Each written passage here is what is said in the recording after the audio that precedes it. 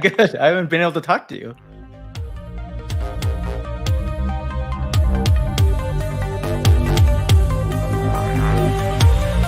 Hello, companions.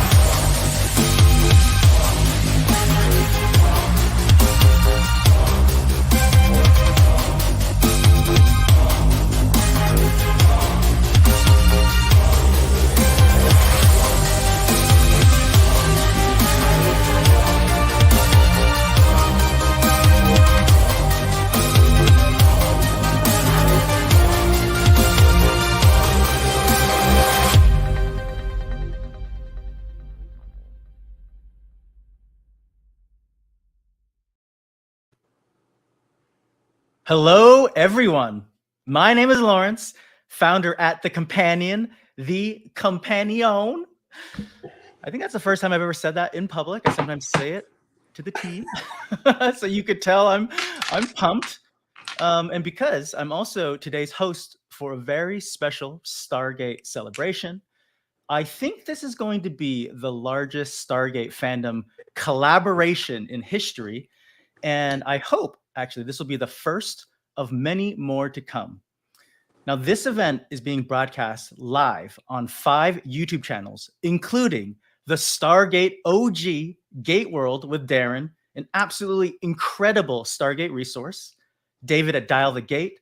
David is another OG in the Stargate fandom.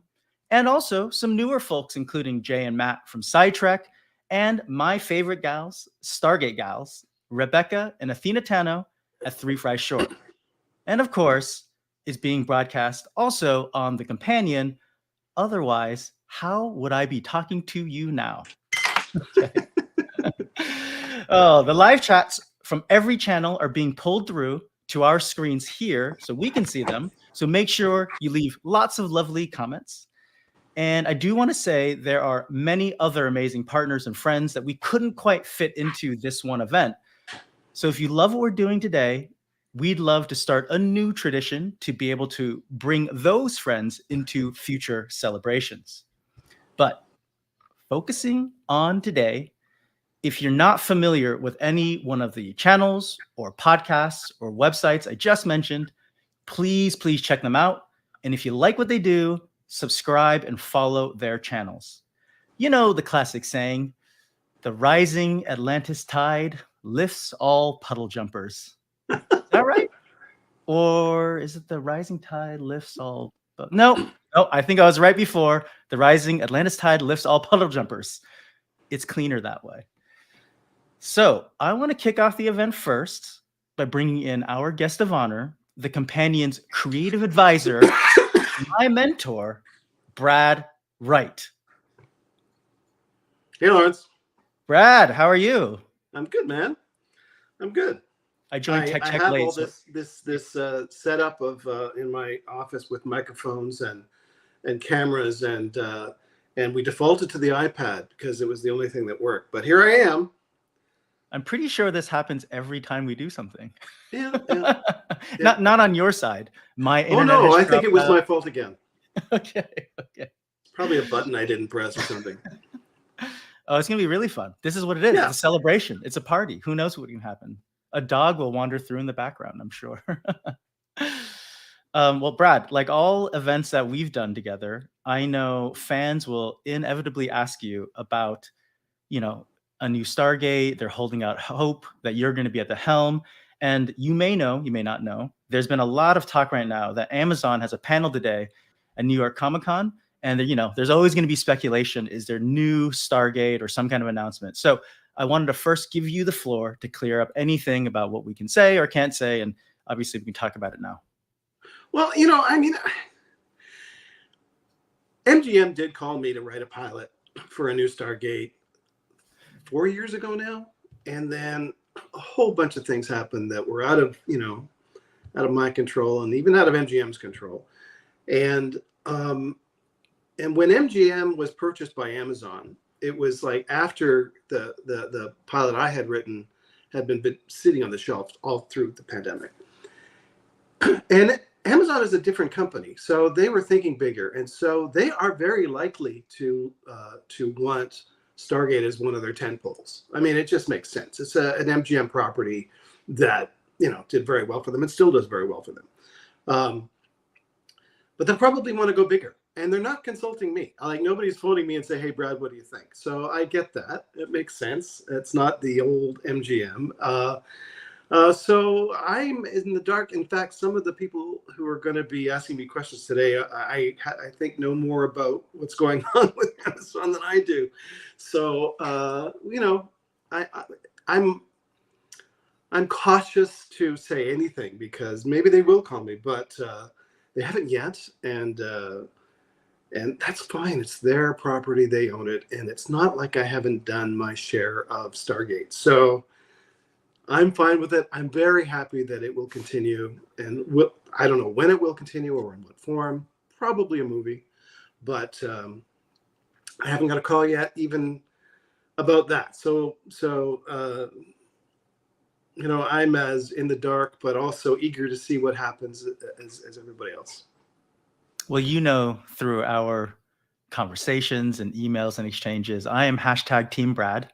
Not to say like I would hate, any kind of new Stargate or MGM or anything, but we're always here to support you. At least I'm here to support you, right?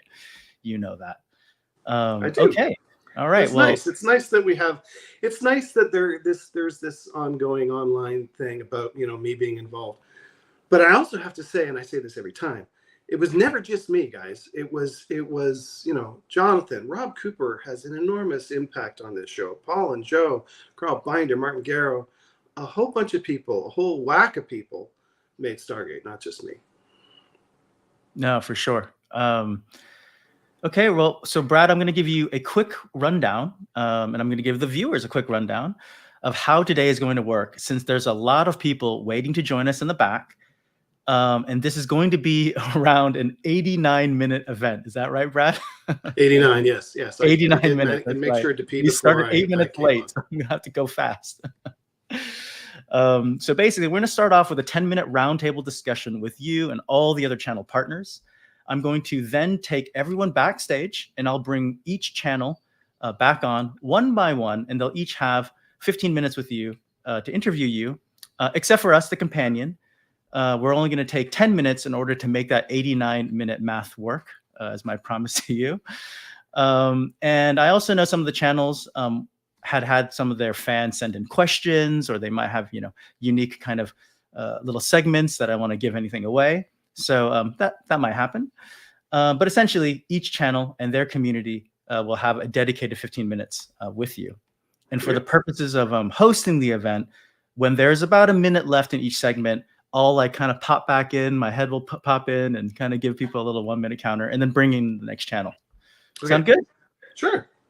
All right. So time to bring in our panelists, and this will be in the order in which the segments are going to happen. Okay. So first up, we have Jay and Matt from SciTrek. Hello, Matt. Hey, guys. And next up, we've got Rebecca and Athena Tano from 3 Fries Short. Hi, Rebecca and Christina. Hello. And then we've got David Reed from Dial the Gate. Hello, sir. Good to see you again. There you are. Your face was frozen for the longest time. Oh, no. Can you hear me okay? Yeah, I can hear you fine. Okay, good. And of course, we've got Darren from GateWorld. Darren. Hey, hi, everyone. All right. Thank you so much for joining and being part of the first ever Stargate Celebration. Pretty cool, right? So everyone here loves the show that you created, Brad, all these years ago. So first, Brad, I'd love to know your experience. I'd love to hear your experience as to how almost like this entire industry of online entertainment, as you can see, has been created. That's been spun off of your show. If you have any thoughts on that. It's interesting because when Stargate began, we were like going online and seeing things, but you had to go to news groups, you had to really work for it. It was not just, and then, I think there was Stargate SG1.com for MGM, and then GateWorld popped up, and it was this thing that it was like, hey, what a GateWorld thing. It was this cool thing. And so nearly from the beginning, there was this growing online presence. And then, but the shocker, and I don't even know, shocker is the wrong word, but maybe the cool thing about it is that it has continued. The life of Stargate Online has continued long after the show. People are constantly, it trended yesterday on X. I want to call it Twitter, but I guess it's X. But it was trending. And that's pretty cool all by itself. Because it's been a while since we were on the air. Yeah, I think that shows the kind of love and admiration, basically the legacy that you've created, really. So Darren, I'm going to go to you first. Can you tell us a little bit about, like what Brad was alluding to, the origin of GateWorld, and you started popping up, and really how far it's come, right? It's still the source for Stargate. It's been a really amazing ride, to be honest. GateWorld is celebrating its 24th birthday in a couple of weeks, right? So it's been the majority of my adult life. I don't even have any children that are that age yet. But because we're talking about fandom and we're talking about history, I want to start by giving a shout out to the website that preceded GateWorld. There was a big fan site. Brad, I don't know if you remember this. I think it was sg1.net, and it was a high school kid, and right. I think MGM ended up basically buying his site and bringing him on, and then he had a set visit in season 4, and then I remember that. Well, I don't remember his name. There were pictures on. I can't remember his name. I apologize if he's watching, but the story was he went off to film school, and MGM bought his site, and as these things tend to happen, it disappeared. And it was kind of lost to internet history. So I've been really proud that GateWorld has survived as long as it has, in part because, well, number one, because of Brad's support and the support of the studio, the support of MGM and everybody at Bridge. We couldn't do what we do if we didn't have their support. My first set visit was in season 8. And if we didn't have people who wanted to, watch the show and then come online and talk about it and read news and maybe even some spoilers now and again. So it's been an incredible ride. It's been really wonderful. Thanks, Darren. 24 years. That's amazing. Yeah. You were a kid. You had to be a kid when you started. I was 1 year out of college. I think I was 23. Wow. Right. Oh, it's awesome. Well, David, I know you've been also a pretty big force in GateWorld too, but I wanted to ask you really about your channel, Dial the Gate. And I can't believe it's on to season 3 already. Awesome. And the finale is coming up with Michael Shanks in a few weeks. So anyone likes Michael Shanks, check that out. So David, tell us about GateWorld. Oh, I'm sorry. Dial the Gate. Dial the Gate. My bad.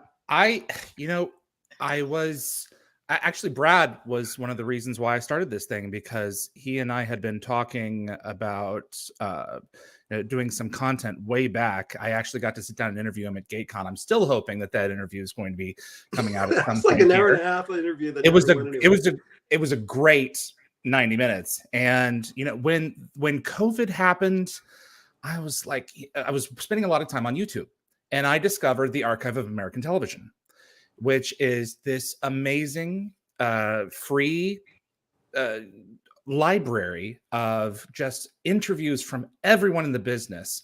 And they were like Joe Rogan format at the time. They were 2 and 3 hours long. And we're nearing a few months into COVID, and it's like, now all these actors are being, so many of them are Luddites, are being forced to learn Zoom. So that was the end, where it was like, we can just sit down and I can start archiving these stories through YouTube for the world and for free. And we're now at, I'll be clearing the hurdle of 230 episodes this month, and we're finishing with Michael Shanks. So it's been an enormous amount of material. And I'm so thankful to everyone who has contributed to it, because it has just changed my life and changed how I look at this show that I thought I knew so well. And so many people come on who just expand that corpus of knowledge. So we're busy transcribing all these episodes right now, but Brad, I'd still love to have you on one-on-one. When you first asked me, I was right in the heat of everything that was happening with there was literally nothing I felt I could talk about. in the current time, because I thought, oh, it's still going to happen, because MGM still wanted it to happen, and and then things started going away, and and then I didn't want to talk about it. Right. No, and I don't blame But you. I'm okay now. I'm okay. Okay. Now. Yeah. Have you seen any of the work that we did with Rob and some of the others? I saw the one with Paul and Joe. I saw the one with Rob. I watched it. It was cool. Yeah. I'm cool. You know way more about the show than, well, I'm so thankful to the journey that you provided all of us. And one of the things that I was, I'll be real quick, is in discovering is that, you guys created content that meant something, but especially in talking to Rob, that wasn't necessarily the goal. You guys were just entertaining people. Yeah. And, that's really the perspective that I've taken on. So thank you. Brad, David's catching up to you. He's going to hit that 300 episode mark soon. That's true. That's all true. right. I bet ours costs more to make. That's the only difference. Jay and Matt, it feels like just yesterday we first started hearing about SciTrek. And what, it's been 3 years now, is that right? Jay, what made you first want to get started in this space? I started my first YouTube channel during COVID because I had nothing better to do, and but I was talking about like mysteries and things, and nobody watched, and I started to get like people getting really angry at me because we didn't always agree with like their version of the story. So I thought, no, instead of having this YouTube channel where people shout at me, why don't I talk about something I love? And I started talking about sci-fi, and we were able to monetize the channel in like 6 weeks. It took me like 2 years to monetize my first channel, but and then just through sheer luck, we started to get some information that was like just really cool information about what was going on with Stargate and a few other things. But for me, I just love talking about stuff that I love, and Brad Wright, thankfully, was a big part of my favorite show ever made, and that I still watch. There's like Stargate SG-1. I've just finished watching Atlantis. So I've watched both of those this year. I'm going to watch SGU next, and then Travelers is also on my list. And then I watch Firefly maybe twice a year, and those are basically the shows I watch over and over, to the point where I can virtually go for word, which is just sad. But it's just sad. It's not sad. It's very cool. It's glorious. But I mean, yeah, your words are literally ingrained in my brain. Which is, but when I started this channel 2 years ago, though, I was doing it for fun, and now I'm sat on a panel with Dial the Gate and GateWorld and just talking to Brad. I don't get it. Oh, Matt, how about you? How did you get involved with SciTrek? So I joined 18 months ago, which Jay reminded me of today, which I didn't think it was that long, but it was. Initially, just because I noticed he had no sort of like community. So I just reached out to him, was like, you don't have a Discord server, you don't have this and that. Do you want me to set it up for you? And he was like, yeah, I don't know how to do that. I don't know how computers work. So I came on as the technical support, started making a few videos. I go on the lives every single week. For me, it's all about the community. So being here with all of you is fantastic, and seeing all these comments in the sidebar is really good, really nice. But yeah, just talking about like Stargate in general is my favorite thing to do. People who know me at work get annoyed that I talk about Stargate as much as I do. With my family, I talk about it constantly, but they're not laughing now. No, they're not laughing. All right, and we're gonna move on to my gals, but let's start with Rebecca. She, her day job is a producer at The Companion, but not tonight, because I think she's a secret spy and co-host of the brilliant Three Fry Short podcast. And so I see just Three Fry Short, I think in general, as like this part of this newer generation of Stargate fandom content creator. I don't mean because your podcast is newer, but really I feel like you're leading the charge, I guess, in this kind of Stargate TikTok, kind of community. lots of followers. And if you aren't on TikTok, or you need to find a friendly place, a Stargate friendly place, Athena, Tano, and Rebecca, those are the people that you should find leading that charge. And so, Rebecca, how has your journey been over the last 3 years on that? That really interesting question. I've answered it a lot. I'll try to answer it really concisely since I have answered it so many times. But let's see. I got COVID and I decided to do a rewatch of Stargate SG-1 in December of 2020. And while I was sick, sitting on the couch, I was looking at TikTok and I was like, I wonder if Stargate stuff is on TikTok. And sure enough, it was. And that led me to Christina and to Sarah, who are we call each other co-fries at 3 Fries Short. That's good. And that led us to connecting with the companion. We were able to record a video for you, Brad and Rick, for the celebration, a year ago, a little more than a year ago. Yeah. And not long after that, and I think you even said to Lawrence, hire them. And he did. So I get to work at the companion now. It's opened so many opportunities for us, even on the podcast. And it's been wonderful just to see that whole progression. And I think Christina and I would both say that we have done things now in our 2.5 years of our podcast that we never would have imagined. We've interviewed people we never could have imagined. So it's been a crazy 2.5-3 year ride for us, I would say. Cool.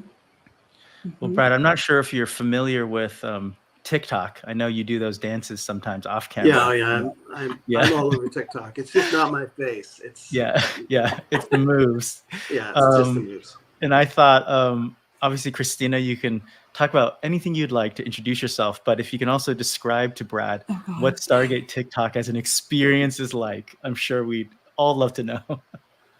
Oh gosh. Okay. Let me think about this. So Stargate TikTok is this carved out space where I think a bunch of quiet nerds showed up, dipped their toe in, and we're just experiencing the app because we're trying to figure out what it was. And I feel like everyone's kind of stumbled onto each other, kind of like when you show up to a high school dance and everyone's in the middle, and then quietly the antisocial people go off to the wall and they're just watching, and then everyone just huddles up and makes friends against the wall. I feel like that's how I found the community. It's just kind of, I didn't know why I was on there, but I was just kind of going along for the ride. And then I made a couple posts just trying to be on trend. But then TikTok said, oh, you love Stargate? Here's all your other Stargate people, and started sending them to me. And that's what it feels like. It feels like everyone who's there to have a good time, who wants to be engaged, who's appreciative of community. But we have our thing and we have our own little niche way of doing it. And so whether you're a cosplayer or you're a commentary, or whether you're someone who just wants to watch and make friends, it's all welcome and there's no expectations. And I think that's really cool. And that's what that community is on TikTok. So we don't really we don't do a ton of the dances. You don't have to do the dances to be a part of it. But that's where we grew from. So myself and Sarah, who can't be here, are predominantly commentators and give a lot of rewatch critique. And then from that community was the ask, you guys should do a podcast. And then that's when Rebecca came on and said, hey, I can help produce. And we had already had commentary. So it is a community asked podcast that we really just stumbled out and said, sure, we'll do it. And through authenticity and this fandom have become where we are now. And we're just along for the ride and enjoying every bit of it. So that's great. Best way to put it. All right. So I'm glad, Brad, now you got to know everyone a little bit. I mean, you've known some of us for many years, like Darren and David, decades. So we're going to all kind of go backstage now. And the first kind of interview segment now will be with Jay and Matt at SciTrek. And then hopefully I'll see you in 15 or so minutes. All right.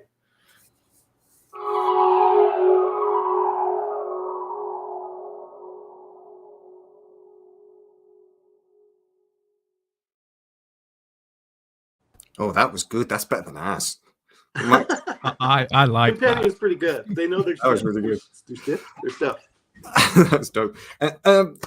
We'll just get stuck straight into it if you can, because we've got 15 minutes and I feel this is going to go quite quickly. So can I throw in the first question? Jump in, man. Cool. Right. So it's me first. Shut up, So Star Trek has shown us that keeping canon straight is actually quite hard, apparently, and Star Wars at times. Stargate was always really good at it, though, and we always talk about how keeping the canon was always really good in Stargate. There's not many times I think he made mistakes. How did you keep it all straight?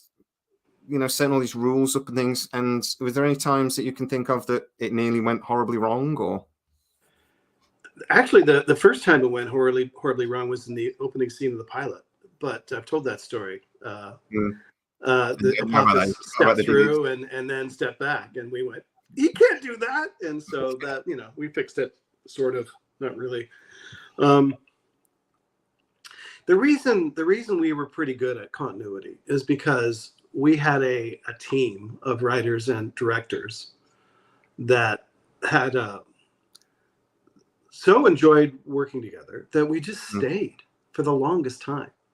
I mean, I left this. I don't know of many cases, if any, where this has happened before, but I left the show for a bit and came back. Like I came and went, and just because I needed to recharge and spent more than a few days with my family. But I came back and it was, oh, hey, Brad, come back in. And I would always spin stories. And because it was me, Rob, for the, you know, almost the entire show. Rob came on as a story editor early on. I think we were shooting the pilot. So he, from the beginning. And so there's that continuity. And then Paul and Joe came on in season 4. And so somebody basically would just raise their hand whenever there was an issue, whenever there was like, oh, wait a minute, no, can't do that, you know. And sometimes we would go, have we broken that? Is that a rule? Can we do that? And then we'd say, sure. And so that's when you create new canon because you're not contradicting anything. But I think it was just the continuity of writers and directors, because on set, occasionally a director would say, oh, well, let's try this. And, you know, somebody would say, no, you can't do that with a staff weapon. You know, it doesn't work that way. It just does this. And so that was very helpful. Just the rules of going back and forth through a Stargate it's really handy when everybody knows what those rules are and you don't have to explain it to a new director because time is money in that situation. Yeah. I mean, even when you went over to SG Atlantis and then SGU, it was sort of an extension of that team. It always felt yeah. And you knew it was, you know, you watch the crew and it was like, oh, I know him from there. And Rob and I both stepped back in the last 2 years of Atlantis a little bit. I mean, I kept coming in and helped break stories, and I wrote a couple. I think the Shrine happened in a year that I wasn't on fully, but that was also to help free some time to develop and come up with something new, because MGM was saying we're going to need what the next thing is, and for whatever reason, Atlantis had a hard time in terms of the business model going beyond season 5. That was that was a business model issue more than anything else. MGM was imploding at the time. There's always, I mean, they were. I know that it was scary. It was scary, and when they did implode, it was kind of heartbreaking, because people I knew, people I had talked to for years, and I would phone, and it would be, so and so no longer works at MGM, and you'd go, oh, do you have a number? So and so no longer works at MGM. That's all they would say.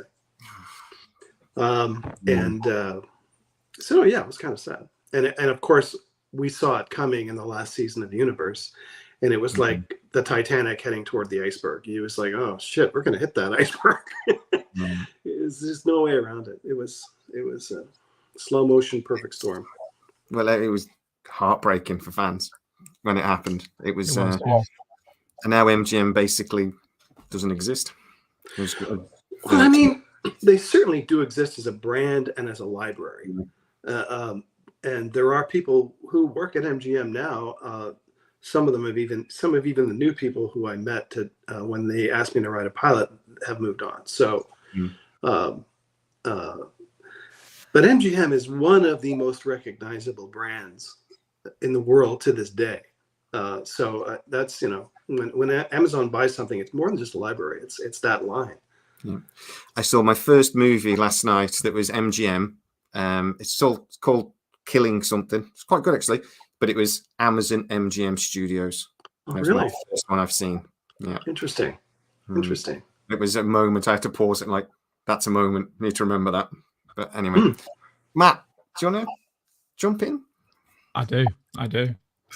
You I'm sorry, we're out of mentioned time. No, I'm kidding. Couldn't stop him. Oh, you wouldn't stop him. He'd reach for the screen and grab you if you tried. You mentioned Stargate Universe there, which is probably my favorite of the three. Thank you. How much of a plan was there for Stargate Universe? How much can you tell us about where they would have gone had you have got Well, the third season? it all had to do ultimately with the mystery and the Destiny's original mission, and Rush and Twin Destinies in the second. I mean, that was intended to launch a whole new arc, because at the end of Twin Destinies, the crew basically gets sent to another timeline, and we're going to create, as we see in epilogue and beyond, a whole bunch of humans that we could run into, who would join in our quest, and help, keep the Destiny afloat and alive and going. And the transition was always supposed to be, and I think one of the problems with the show is we took too long to do this. It was supposed to be the wrong people on the ship, like totally. These people are not supposed to be here, and then gelling over the course of a period of time to become exactly the right people to do the mission. And that mission ultimately was to find out what the ancients perceived as something, that evidence of an intelligence that existed before the Big Bang, which had some spiritual impact on some people, but also a science point of view. And then, of course, the other fun thing about that is the ancients clearly figured that out, or they would have gone to Destiny. They launched the ship hoping to do this, and then went, "Oh, we got it," probably because they ascended. I always imagined it was because they ascended. Yeah. Yeah. Looked, didn't they? Oh, there it is. But we haven't ascended, and so the idea of the humankind taking over that mantle for our own purposes, I thought was always really interesting. Would you have had? So you mentioned the descendants of the original crew that went back in time. Would you have had those join Destiny at some point? Well, we certainly already encountered them, and because they moved on from that planet, I had hoped that we would see seeds of them elsewhere in the next galaxy. When we arrived there, Eli was going to fix the ship, and we were going to emerge into a galaxy where there were also humans, and they were our own descendants, which is kind of cool. I just thought that was really cool. Nice, yeah. I remember the moment when I pitched that idea on the phone. I was in Arizona for some reason. I was on the phone with Robert and Paul and Joe, and they went, "Cool, we can shoot humans." Because I was always objecting to the fact that if we're a million galaxies away, why would we run into humanoids? That's why everybody was so alien when we met them. The main question we got when we asked this out to fans was, will we get a conclusion to SGU? Will we get? And it's the question. I know you obviously we've no way of knowing, but it is probably the most thing we're asked. I get asked a lot too, and whoever takes over the show may not even want to, continue in canon. But if they do, I'm pretty sure they have to answer that question. What happened? Yeah. I have come up with lots of ways, and in my pilot script, address the issue. That's a good way of putting it. You address the issue. That's going to get people asking questions. Well, I don't want to say what I did, because whoever does it might want to do something like that, and I don't want to put it out there. I mean, in some ways, it's kind of an obvious solution. Put it in your memoir. Tell us in your memoir, maybe. Yeah, I'll put it in my memoir, Jay. Okay, thank you. As long as you get it out at some point. I can't write a memoir because I don't remember enough. It would be. Well, I don't know. I was working. I can tell you about what happened at my kid's birthday party that year, but I can't.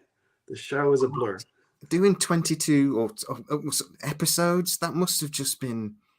I mean, I hear stories about writing, literally writing and then filming next day and things like this, and just that it was just. We were actually pretty good at staying ahead. I was a big believer of giving the crew, and still am a big believer in giving the crew time to prep a script, because you can't build the sets we were building with a script that you get it during prep. I was developing story ideas with the art department. A writer would say, "What if we do this, this, and this?" And I would go down to the art department, or for that matter, go down to the visual effects department and say, "Can we do this? If we do this, let's consider doing this." And then that would be too expensive. And so we would say, "Okay, well, let's build this for this show, but be able to repurpose the structure for this show." And you probably, for the most part, didn't even know what we had done that. But preparation in producing as a writer producer puts money on the screen and keeps your crew alive. Having said that, your lead way goes away, right? You start with 10 scripts or however many scripts, and you think they're in great shape, but then when you read them, okay, time to do a pass on this script, you go, "Oh shit, I have to rewrite this thing completely." And it has generally less to do with the mechanism of the show, the mechanics of the show, than it does just the characters and the dialogue.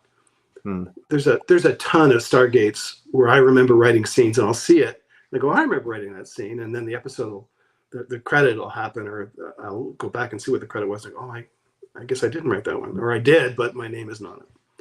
No, because you're in the room. A showrunner's job is to rewrite and make sure that the characters all have the same voices, and for production. And something you think will be a great script at the beginning of prep isn't necessarily going to work by the time you're in August and you don't have the money you thought you would. I think it was actually Star Trek I was thinking about, that I heard stories about them literally writing scripts the day before and then sending them off. I remember watching Brent Spiner saying, "I got a script one night and you were filming the next day." And he was like, "I'm supposed to learn 30 pages?" And that's mad. No, shit happens. And I've been in the situation where I've had to write for the next day. I mean, an actor gets appendicitis or something. You have to make changes. You have to make changes on the fly. Or one of your actors fall over and hurts his ankle or something. Yeah, who knows? Yeah, so shit happens. These things happen. We wanted to ask a question that sort of get a feeling of a bit more about you and what sort of thing you still watch now. So if you got the chance to write an episode for something that was on TV now, or sci-fi or anything really, what sort of show do you think? What would you love to like? "Oh, I'd love to write an episode for that." Well, that's not really a fair question, because I think the answer is Star Trek. I got into this business. I got into this business in part so I could write for Next Generation, and I really wanted to write for that show. I thought it was the best show on TV, and so when Terry Matalas did season 3 of Picard, I was so jealous because I thought that ship had sailed. And then I told him so. I sent him a message and said, "Man, you just did my dream, and you did it really great. You did it better than I would have. So, congratulations." But yeah, if anybody asked me to write and I don't care which Star Trek, I like them all, I would do that in a heartbeat. It's not going to happen, but I would do it. Okay? It's not going to happen because you don't bring in somebody from the outside as a freelancer anymore. That just doesn't happen anymore. It used to, but it doesn't anymore. 2 minutes, Matt. So go on. You got on there. We've got 2 quick ones at the end. So I've got the question. Other than Zat Nicotel with the 3-shot rule, is there any other part of Stargate lore that you would have retconned in hindsight?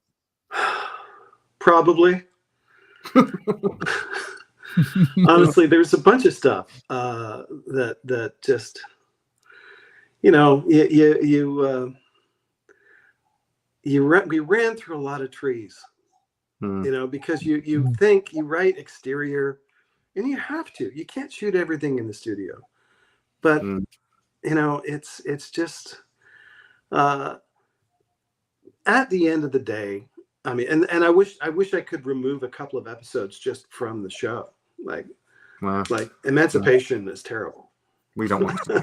It's terrible. I know it is. I'm not dumb. I knew then. I was like, "Oh, this is going to kill us," but. It's you can't rewrite history. I've done a series about that too, by the way. But you can't do it in real I life. love so- Travelers. Travelers is one of my Thank you. favorite shows. So. I'm very proud of it. It's a good show. I love that nobody noticed that the Zat looks like a penis. That you just didn't realize that. Yeah, So- nobody noticed. No, it never occurred to me until Michael Shanks told us anything. We got Sound two quick effects fire help. questions. No, we got two really quick fire questions from fans. So one, Okay. TK Bat asked us, "How's your handicap these days?"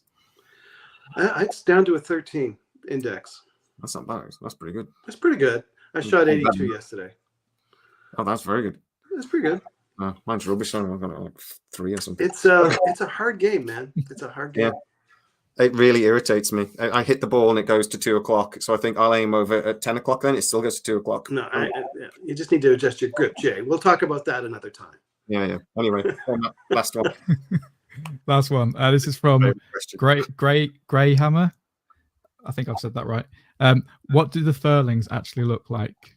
Because we all have the image in our head of evil Ewok, little Ewoks, but they're not. Okay, sure, that's what it is. Here's how Robert was writing an episode called The Fifth Race, and he wanted it to be the fifth race because it sounded cooler than the fourth race.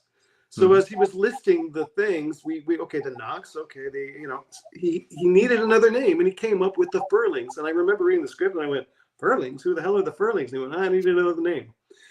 That is the extent of their creation. True story. Which is why we mocked it so much in the 200th episode, or the 100th, whichever it was. So the furlings are basically whatever we think they look like. Sure. Whatever. And if you think that we sat around going, "I think the Furlings are this or that," no. It was Rob needed another name, and that's what it was. We've said that coming up with alien names is not always easy, and I think We've he said we probably think- regretted that one. We've said the Furlings should be the villains in the new show when it ever comes out. So we joke about the evil Ewoks quite a lot. Sure. Okay. It's probably not a very good idea, but to make everybody furry in a television show, but Those poor actors. Oh dear. yes, exactly.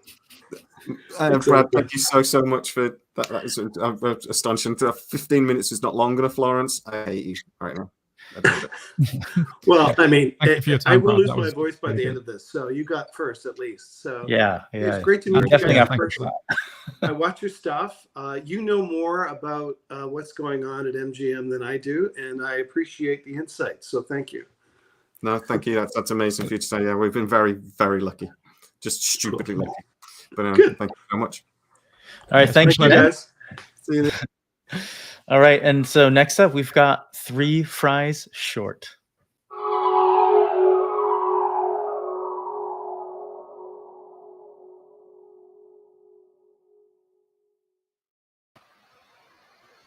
Hello, Brad. Hi, that is a really cool logo, by the way. I love it. I think it's so adorable. good. We quite like our theme song as well. So we are 3 fries short, and you may have noticed there are only 2 of us here right now. So You're one price short. We're one Yeah. fry short, yes. So we wanted to play a video from Sarah. She has a question for you. So we'll Okay. just kick it off with that first, if Tommy can do that for us. Hello, and welcome to this segment of 3 Fries Short, Unearthing the Stargate. I'm your co-fry Sarah, who could not be there today. So 3 Fries Short will actually be 1 fry short of being 3 fries short, I guess?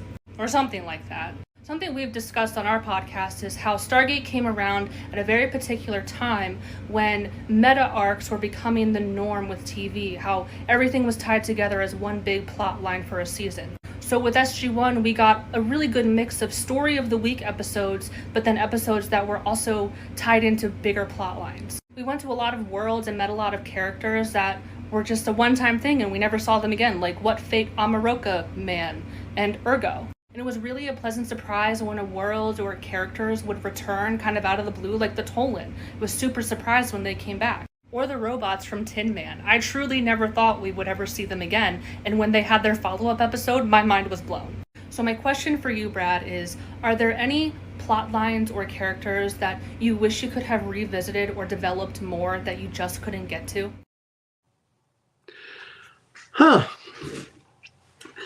I guess we always created characters or a character with the intention of adding to the mythology. Mm-hmm. The What Fate Omoroka guy, Nem, I think his character name was. I cannot believe I remember that. I'm impressed. If that is, maybe I didn't remember. I don't know either. So, I mean, his story was so personal and small. It was, he wanted to know, his basically what happened to his mate with the other person in his life. So that story felt complete. Whenever a story feels complete, it's over, right? So, and that's cool. But I mean, I wanted to do another, you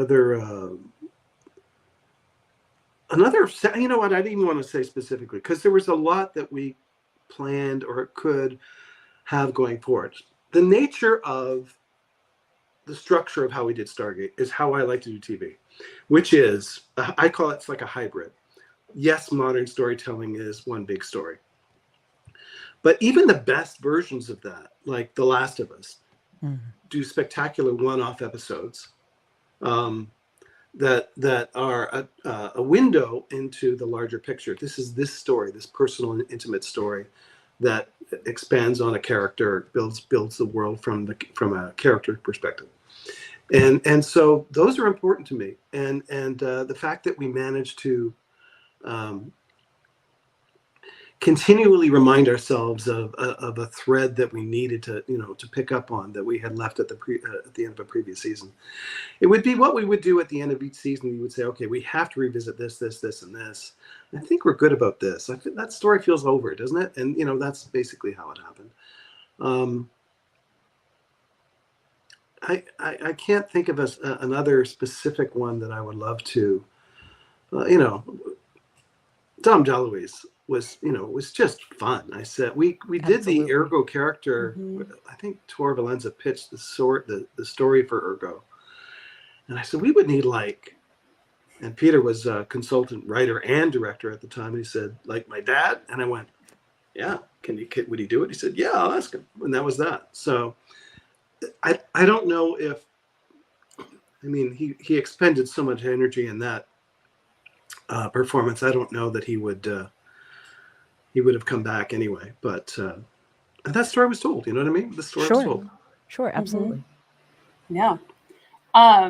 So kind of a follow-up to that is, and you mentioned this a little bit just earlier with SciTrek, is there's some episodes that you're like, I wish I could just get away with. I think we all agree about emancipation.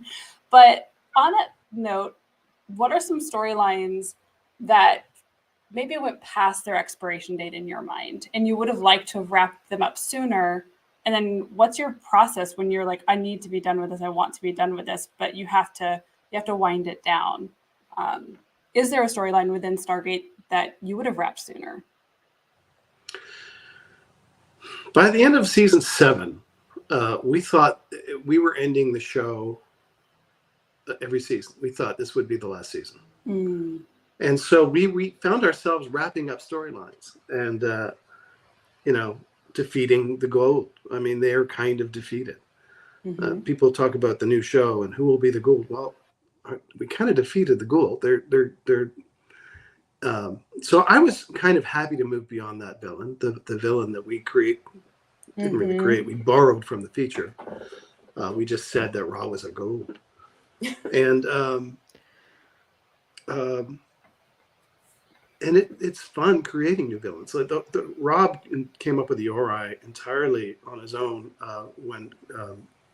as a new villain for season 8 and 9, or 9 and 10 of SG1, because he felt we needed a new one. And I think whatever the new Amazon series or movie is, I think it will need a new one. I think a new villain is necessary unless they do a reboot. Absolutely. Absolutely. Did I answer that question? I think so. I think because what I get from that is you would have liked to wrap the Gould up much sooner and try to keep killing them off. Because to your point, I think the Ori were a great villain and they only had a short window of time. And so we got their continuation through the movies that came. But it's interesting to hear that, because now that I think of it in that perspective, the Gould they keep dying and coming back. And it is yeah, it does get a little rinsed out. Well, Teal'c was one of our main characters, and he was, excuse me, he was tied in. I mean, he was the first prime. He was tied into that world. So for his sake alone, it was important that they be around for a long time. And they were so dominant in our galaxy for the longest time. But, you know, by the time we were moving on to other galaxies, and I remember even objecting to that, going, we can't just go to another galaxy. The galaxy's enormous. You can't just leap around galaxies, and then we ended up doing it. But I thought a new enemy, maybe I'm telling you a little bit about my pilot, should come from another galaxy. And if they have access to this one, maybe there's a whole new story that could happen there. Yes, I'm telling you about the pilot I wrote that I'll never see light of day, probably. Telling what? Say more? No. Say more. It's just us here. Nobody's listening. No, yeah. No, there's nobody out there. Yeah. Kind of feels that way, doesn't it? I know. I love this though. That's really exciting. I won't push that question because I know that we won't go that far. Sure. I'd love to hear about it, but be super mindful of it. But yeah, Rebecca. So you kind of answered one of my questions about the pros and cons to those plot structures, the kind of story of the week versus the meta plot, because there seems to be a lot of backlash, especially in Star Trek with the new Trek versus everybody's like Strange New Worlds is great because it's story of the week versus Discovery or Picard or something that has that overarching arch. So I think you kind of touched on that hybrid thing. Let me add to that, because the rationale for it is I believe that that the person who just checks in for one episode deserves a story.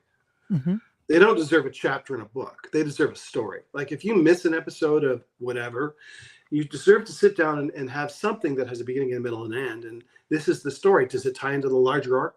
Hopefully, maybe absolutely. But I think it's important.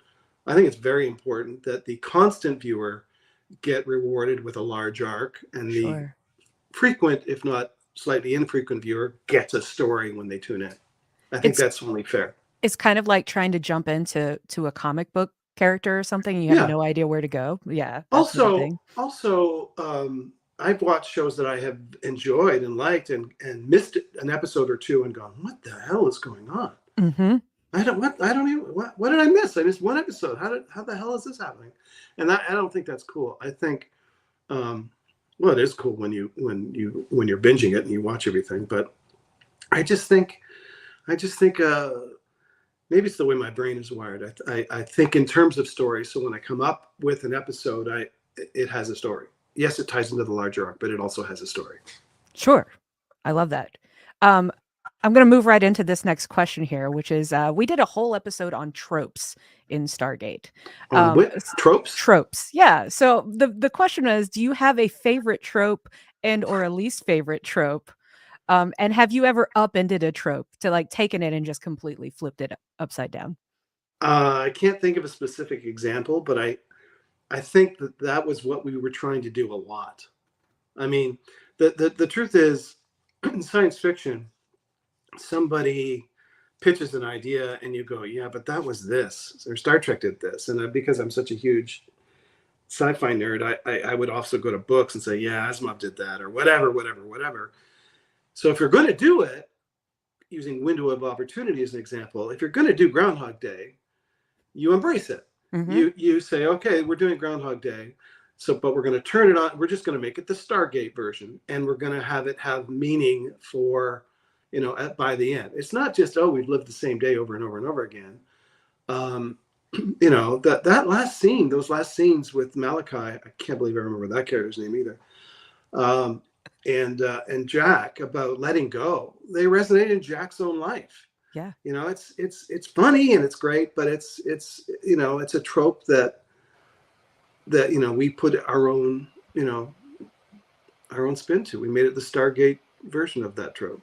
I think we generally, we come to the consensus that Stargate does that the best because of that. So Well, I think selfishly, we love that episode because that's where we named ourselves from. Is our 3 fries short of a happy Three fries meal. short of a happy meal. I figured that out. So we're very appreciative of this episode. Christina, do you have another question? You know, well, someone already asked about the furlings in this space, and so I'm going to be sensitive to that because that was such a great answer to it. Let me, in my mind, put this the right way or ask this the right way. Because I've heard you talk a lot about this community and like feeling this attachment with like Lawrence and the companion. And I don't think, just taking a peel back from like the Stargate space of it, I would just love to hear like, what does the community mean to you? Because like we're having this chance with like everyone coming together from decades old to newer, and just, I don't think maybe there's an awareness of how much we all love and adore like what you've done for this community and who you are in this community for us. And I'd love to hear from you what this community has done for you. I'm always surprised. I'm always blown away when people express how much the show means to them personally, and how much they give me credit for that. And I always go, you're giving me too much credit. I was at the chair at the end of the table, but the table was full of people, really smart, creative people who deserve props for everything that they did on the show. And here's a little metaphor for you. I also want to move on myself, right? I also consider myself an artist who wants to come up with a new show and does a new show, and I'm pitching new stuff all the time. So Travelers was to me a completely different departure. But when the Stargate fandom embraced it, that was lovely for me. That was like I was like, oh, I get a sense of Stargate in Travelers, and that's because I suppose my writing has a style, and Travelers was in that style. So that was lovely. That was lovely. The only other metaphor I want to give you, I went and saw Peter Gabriel in concert, and the audience loved him. It was like a whole arena full of people who adore Peter Gabriel, and I was one of them. And everybody was listening to his new album and going, "This is good. Yeah, this is really good. This is terrific. This is terrific." And then when one of his old hits came on, everybody went nuts. And he recognized, yeah, I know, this is the reason you love me. And that's, as an analogy, I know whatever I do now, I'm trying to continue to be an artist, and I hope it's really, really good. But I know that fandom and the community are going to, I'm the Stargate guy. So thank you for that. It's a badge I will wear with honor. Well, thank you so much, Brad, for talking to us. It's been a wonderful opportunity. And thank you for being here for everybody today. It's such an exciting event. It's a great idea. Well, it's a good idea. Yes. You had. Me? Thank you. Thanks you. Thank you, Christina and Rebecca. Amazing. Thank you. I'm actually sweating backstage. I'm like typing to everyone, oh man, they're asking so good questions. I have to like reformat everything now. So speaking of good questions, it's now David and the Dial the Gate segment. David's going to stump me. I know it.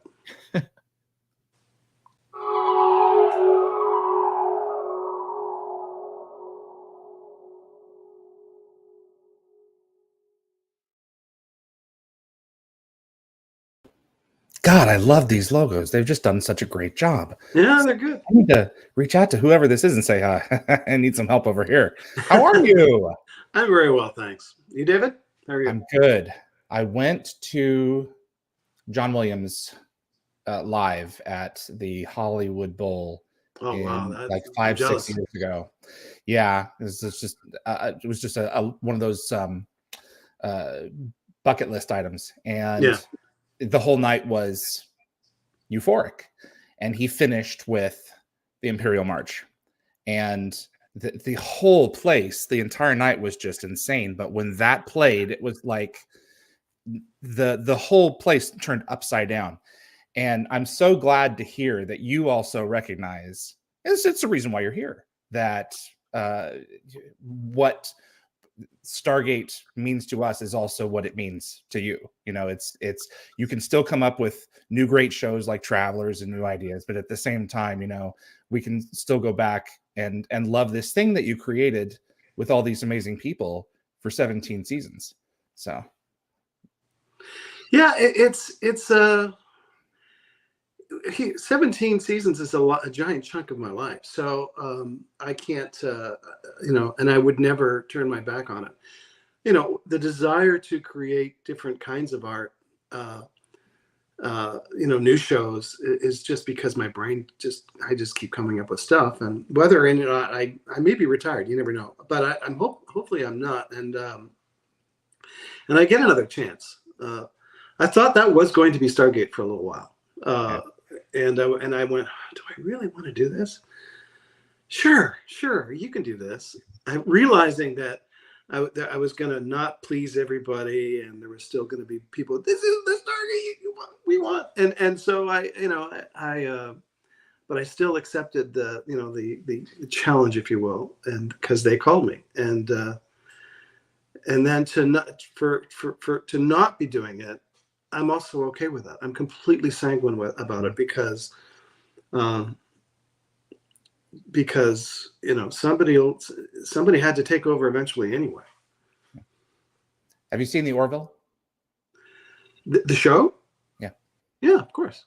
Yeah, and we're hoping to see season 4, but it was finished in such a way in season 3 that I, as a huge fan of it, was even like, if this is it, that's okay. And I've always felt that way about, you know, SG1, but not for Atlantis and Universe, because they were ripped from us in terms of fandom. And I will repeat that SGU, as one of the earlier folks said, is my favorite show. So thank you. That was really hard. That was a tough one. It was a tough one. I mean, and I dug in my heels when they suggested that we end it. And I ultimately, I'm probably one of the few. I love the ending of that season 2. I just love the music cue that Joel did. Speaking of John Williams. Will you tell me about that call with Joel? No. And him playing over the piano. It was piano. too hard. Yeah. He played it for me on piano live, and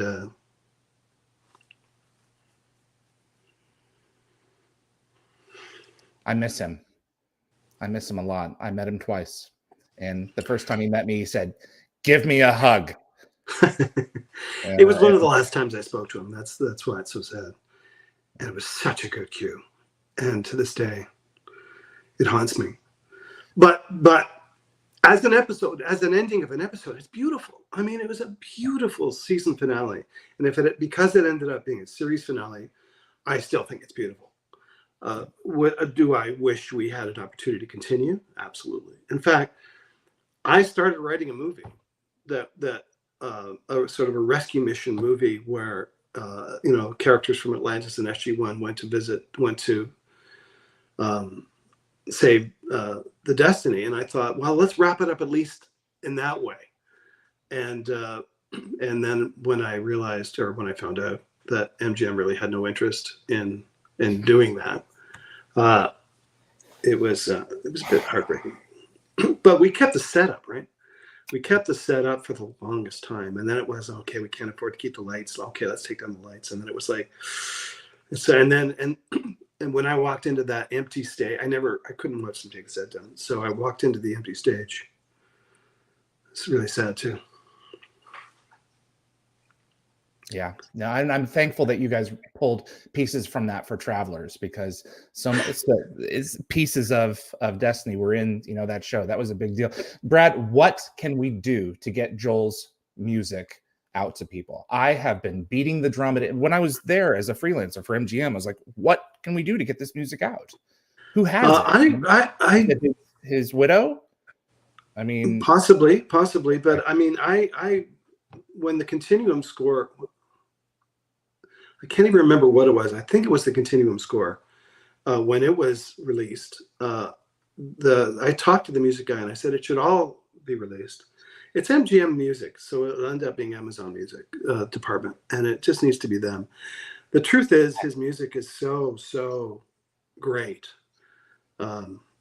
It elevated the show. Yep. Beyond the show. It's I don't mean to belittle the show, but without his expertise, he made the show better than it was, just because his music was so amazing. Yeah. And I can hear cues in my head, like I can play the window of opportunity, da da da, da da da. Dun, dun, dun, dun, dun. And I remember the first time I heard that, I went, "Oh God, that's perfect." He's got we it. would listen to a day one mix, and Joel would send me individual cues, and I would just listen to the music, independent of a picture. And because our interaction was pretty constant, and but I didn't spot with him. I didn't say, "Oh, music should go here." I said, "I'm not going to tell you what to do with where the music should go. You're Joel Goldsmith, man." It was great. I miss you too. Absolutely. And I'm the same about that last piece of music from the show. I think it's the best piece of music that he ever wrote, because it was just, you could feel in his heart that it was the culmination of his love for that franchise. And I have a hard time rewatching that last 15 minutes because someone just take a steak knife to my heart, man, and just cut all the way through, because that's what it feels like. So there are fan versions of that online because they couldn't get it released. Fans have gone and recreated it, and it's just beautiful. He's there. No one will duplicate him. No one. No. Stargate ended up including a number of episodes which turned out to be prophetic, especially on like the technological front. Revisions I am constantly referencing right now because we know that it's coming. We know that wireless integration at some point will be a part of our society in the next 100 years. That's it. We're going to be plugged in. And Neuralink, I think, is the birth pangs of that. Are there any stories which you felt turned out to hit closer to home than you expected? That's interesting that you should say that, because my producing partner, Carrie Mudd, we did Travelers together. She kept saying, she asked me the same question, and then the same thing happened in Travelers. We did an episode that, speaking of prophetic, that everybody thought, "Oh my God, they predicted COVID," and well, it was just a pandemic episode, and then a pandemic happened. But there are lots of little things in Universe. I was worried about the batteries, and I said, well, why don't we just create this thing? We'll call it a charging plate, and you put your flashlight on it, and then the batteries work again. We wrote that scene into the thing, and now I put my phone down on a. No, we did not invent that. It was just simply an easy way of getting around the fact that we were out of batteries, and it made sense. Clearly, there were engineers working on that technology before, but it is kind of cool. Absolutely, it is. Yeah. Were there any others that stand out? In Travelers, I mean, in Travelers, yes, but in SG1, I mean, we're going way back. A lot of the technology that we came up with was naturally going to happen, Mm-hmm. Urias Tosh wanted to know, why did you do Sokar so dirty? Apophis totally stole his arc. And I think this goes back to a larger question of what audiences expect of the villains in terms of lead up, because it was certainly a shock to me when I was watching, okay, Amun just took him out. So that's probably over. Was that, and I spoke with Jonathan a little bit about this, was it specifically to Sokar and in like a larger conversation of villains in general, was it an expectation like, okay, we're done with this guy, let's throw the audience a curveball and nuke him and return to Apophis, which was not necessarily expected? Certainly Darren didn't expect it. He created GateWorld because of it. I'm sure he'll talk about that. Well, I honestly don't remember the rationale in the moment. But, we would sometimes, it might have even just been practical. but I also like Apophis was our ongoing guy, so it was kind of cool to bring him back too. What did Jonathan say? I don't remember.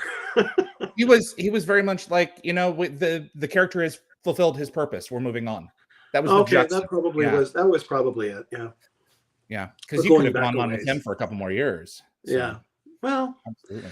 I mean, there were so many ancient gods that the Goa'uld were adopting. We could jump. I mean, we could just have new ones. So, if I may insert really quickly here, one of the promises of the original or the what's posited in early on in season 1 is that the Goa'ulds either were here on Earth or they took on the personas of our gods. And which do you think it was in the final analysis? I think that they came and took transplanted humans to their own worlds and adopted from their gods. Okay. And maybe it went both ways to a certain extent. Okay. I mean, the pyramid, if it was we didn't invent that concept. I mean, that was, we borrowed that from the movie and then expanded upon it. That's all. Okay. But that's to me what it was. And they were like, hey, if you think about it, it's a pretty powerful way to take over a culture, to say, yeah, I am that guy, really, I can fly and I have a spaceship. Okay, well, you're a god then. You are that god. Makes sense. Wormhole Extremists, we just rewatched the episode where, and I'm 40 now and these names are going away, but the episode where they go through the Stargate and they find a religious society who, they're uncovering the gate and it's going against their religion. And we had the conversation in the episode, what if Christ came back, and said that he was who he said he was? What percentage of the population would just be like, no, I don't believe it. This is not real. How far are you willing to go, to prove something wrong that this can't be real. Someone's got to be faking this with our news and everything else now. So, well, what is the there's two things that come to mind. One is the Arthur C. Clarke quote: "Any sufficiently advanced technology is indistinguishable from magic or supernatural, by extension." And the other one is I can't remember what season it was of the original TNG series, where a woman, an alien, posed as the god of a culture, and Devil's Due, Audra. There you go. See, yeah. You knew it, but I remember the episode, and that is that structure. I mean, there it is, right in one episode. Harvey and Todd the Wraith, if you go back and change it, would you have added a full opening to SGU? Opening credits. Oh, I thought you were talking about the Wraith person. That's the person's name. Got it. Yeah. What? Harvey? There was a Harvey? No, I loved it. Here's the funny thing. This is a true story. Sci-Fi wanted us to shorten the credit sequence for Atlantis. You probably know this story. Yep. But Joel had written this gorgeous, beautiful piece, and the one thing that allowed me to win the argument, basically as we were still in the midst of arguing about whether or not it should be a short thing or a long thing, was Joel got nominated for an Emmy. And I thought, okay, well, do you want to cut the Emmy-nominated music down to nothing? Okay, I guess we could do that. So that worked very well in my. It's television changes and it evolves, and even in Travelers, I remember Carrie and I going over about how long the opening sequence should be, and Netflix said, any opportunity you get, you create for somebody to turn it off or fast forward or just switch channels. That's what short titles help you with. So we made it 18 seconds. Sure. I have one question for you remaining. It's kind of like a yes or no. If you want to expound on it, it's up to you. But throughout the run of Universe, there appeared to be omniscient aliens interfering with Destiny's path, such as when they created a solar system where some of the Destinies settled and were later miraculously returned to the ship to end their lives again with their colleagues. Did this race have anything to do with Destiny's ultimate mission? Well, it could have. It certainly could have. I mean, we wanted there to be a race of beings that at least rivaled the ancients, but not necessarily the ancients. In fact, not the ancients. They were pretty powerful. Yeah. And they were clearly trying to understand us and try to do things for us. But for me, we wanted them to be as powerful, as more advanced than we are, as we are to, you know, ants. So, yeah, we wanted, and they didn't have to be omniscient, and they didn't have to tie into the last, you know, to the arc of the show as we saw it, but they certainly could have. Okay. Brad, thank you for doing this, and it means so much that all of us can get to here to sit down with you together, and I'd love to get you on Dial the Gate next year. Well, I'm glad we had this, and I knew you were going to ask a question that made me choke up or something. You're the Barbara Walters of interviewers, David. Barbara Wawa. There you go. Thank you, Brad. Thank you. Thanks, David. I am frantically now crossing off my questions. Another great interview. Oh, man. Wonder if there's any material left. But, you know, next up is Darren with GateWorld.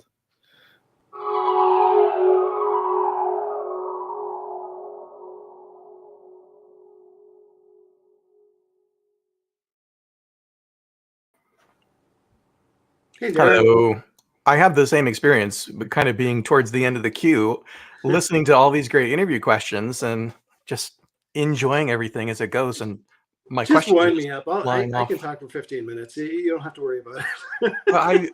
Well, folks might know if they've been around for a while. The GateWorld used to visit the set annually when you guys were in production, and I was a kid. I was really nervous walking around, talking with Joe Flanagan and Tori Higginson and Amanda Tapping, and then we'd go upstairs to the writers' room, and you were the easiest interview because I could just walk into your office, plop down on the couch, and say, "Brad, what's going on?"